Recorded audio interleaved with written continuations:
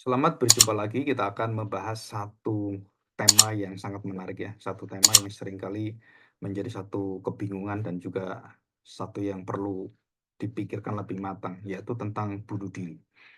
Nah, bunuh diri ini dalam dua kaitan yang saya akan bahas. Yang pertama, kaitan dengan bunuh diri yang ada dan pandangan bunuh diri yang ada dalam Alkitab. Dan itu banyak sekali dan beberapa contoh.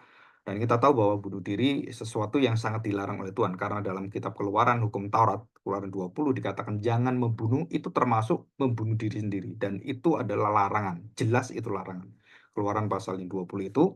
Dan kita membahas beberapa contoh di dalam Alkitab dan khususnya di dalam Perjanjian Lama, kita akan melihat contoh ini ya. Nah, kita akan melihat di dalam tayangan ini. Nah, kita akan membahas tentang dua pribadi yang bunuh diri ya. Yang pertama Saul dan yang kedua adalah Simpson. Ya. Nah, di dalam Perjanjian Baru ada yang bunuh diri juga yang bernama yaitu Yudas Iskariot.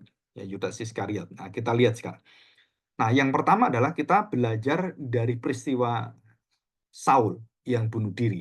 Nah, di dalam 1 Samuel 31 ayat 4 sampai 5, Saudara kita tahu bahwa bukan hanya Saul contoh orang yang bunuh diri ya, atau seorang tokoh yang bunuh diri, Ahitofel juga sama, Simri juga bunuh diri, serta dalam Perjanjian Baru adalah Yudas. Jadi Yudas itu bunuh diri.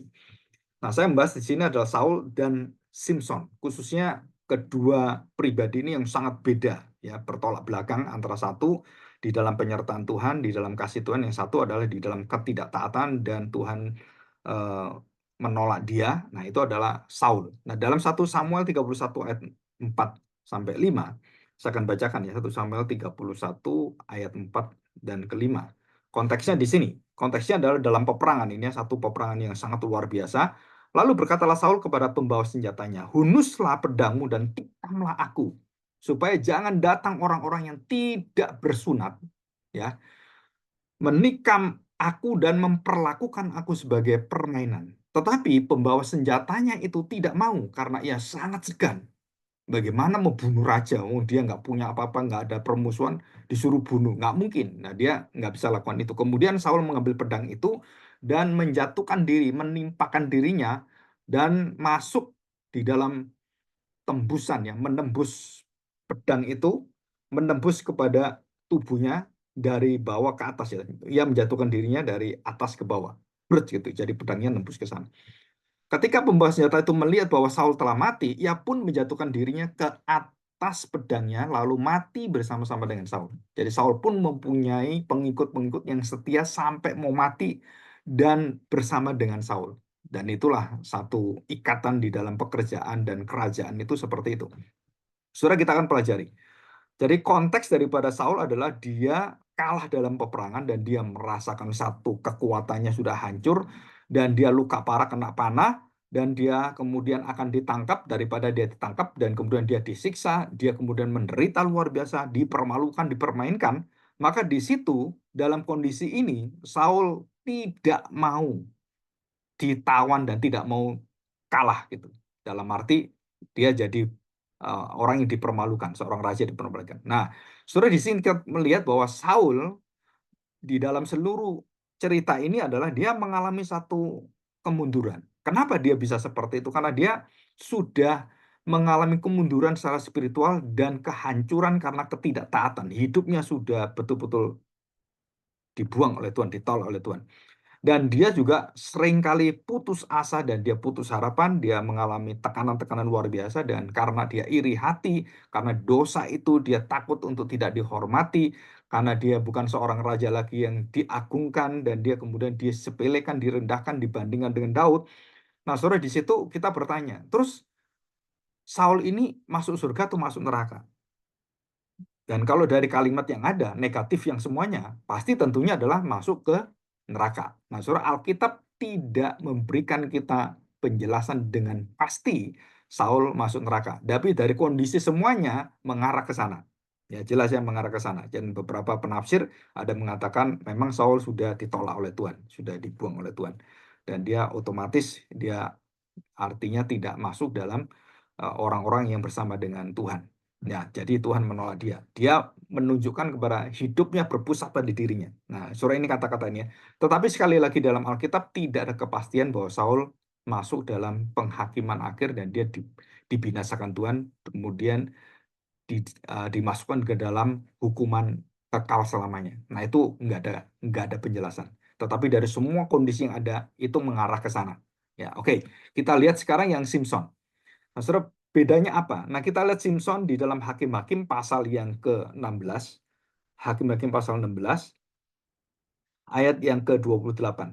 Berserulah Simpson pada Tuhan katanya. Jadi dia berdoa. Nah, beda saudara. Jadi Saul di dalam jauh dari Tuhan, dia tidak berdoa, dia membelakangi Tuhan, dia tidak taat. Tapi Samson atau Simpson itu taat kepada Tuhan. Ya Tuhan Allah, ingatlah kiranya kepadaku, buatlah aku kuat sekali ini saja. Ya Allah, supaya dengan satu pembalasan juga kubalaskan kepada mataku itu kepada orang Filistin. Kemudian Simpson merangkul kedua tiang yang paling tengah. Penyangga rumah itu lalu bertopang kepada tiang yang satu dengan tangan kanannya dan kepada tiang lain dengan tangan kirinya. Dan berkatalah Simpson, biarlah kiranya aku mati bersama-sama orang Filistin.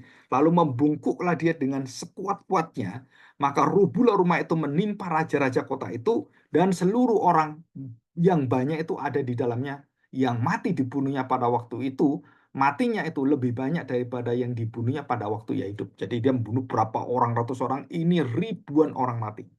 Nah, konteksnya apa? Konteksnya adalah dia ditawan, dia dipermalukan, dan dia sudah dipermalukan. Saul belum, oleh orang-orang Filistin. Dia memohon kekuatan pada Tuhan dan dengan kata-kata yang terakhir.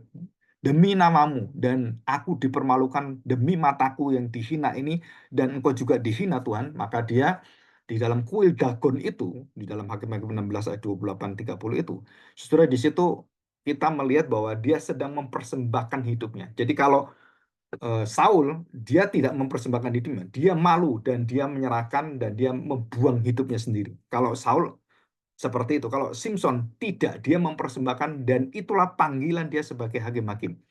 Ya, jadi dia ingin meminta izin pada Tuhan untuk membalas dendam dan Tuhan berikan itu dan dia berikan kekuatannya walaupun rambutnya sudah nggak ada sebagai kekuatannya. Jadi dia mengalahkan musuhnya dan merupakan satu panggilan untuk meruntuhkan semuanya dan kemenangan ada di pihak Simpson dan berasal dari Tuhan. Nah, kita lihat sekarang ya. Kita lihat karakter kehidupan daripada Simpson. Saul kelemahannya ada dan banyak kelemahannya, ketidaktaatan. Samson juga sama, Simpson juga sama. Apa kelemahannya? Kelemahannya adalah dia terikat dengan wanita dan dia jatuh dalam nafsu seks dan dosa yang memalukan ini. Nah, saudara, apa bedanya Saul dengan Samson atau Simpson? Jauh bedanya adalah begini. Di dalam Ibrani pasal 11 ayat 32 dan 34 dikatakan bahwa tokoh iman termasuk adalah Simpson atau Samson, termasuk Simpson. Jadi di dalam seluruh kebobrokan hidup dia, di dalam tanda petik dia jatuh di dalam dosa karena perempuan itu, saudara, dia tetap menjadi tokoh iman. Sedangkan Saul tidak pernah disebut sebagai tokoh iman. Nah, itu bedanya. Ya, jadi kita jelas sekali melihat bahwa Simpson mempersembahkan dirinya dan sebagai panggilan dan dia membuang dirinya dalam konteks adalah untuk mempersembahkan panggilannya dan beda dengan Saul yang bunuh diri. Simpson bunuh diri untuk menyatakan dia mempersembahkan hidupnya. Nah, saudara, di situ sebagai apa? Sebagai persembahan yang betul-betul waktu sebagai pertobatannya, sebagai penyesalannya, dan dia serahkan semua pada Tuhan dan Tuhan mendengarkan doanya dan Tuhan jawab doanya. Jadi jelas kalau Simpson pasti masuk surga. Kenapa? Karena dalam Ibrani dikatakan, tapi Saul kita tidak tahu, tapi kondisinya adalah Saul menuju pada kematian kekal. Tidak ada kepastian dalam Alkitab. Dan semua di tangan Tuhan. Dan kita tahu bahwa Tuhan tahu dan menghakimi dengan baik dan benar sempurna. Kita nggak tahu. Jadi kita tidak menentukan yang mutlak, yang pasti. Jadi kita berdoa supaya Tuhan akan membawa kita semuanya, tidak menghina orang yang bunuh diri, dan menentukan bunuh diri adalah pasti masuk neraka. Terima kasih, Tuhan berkati kita semuanya.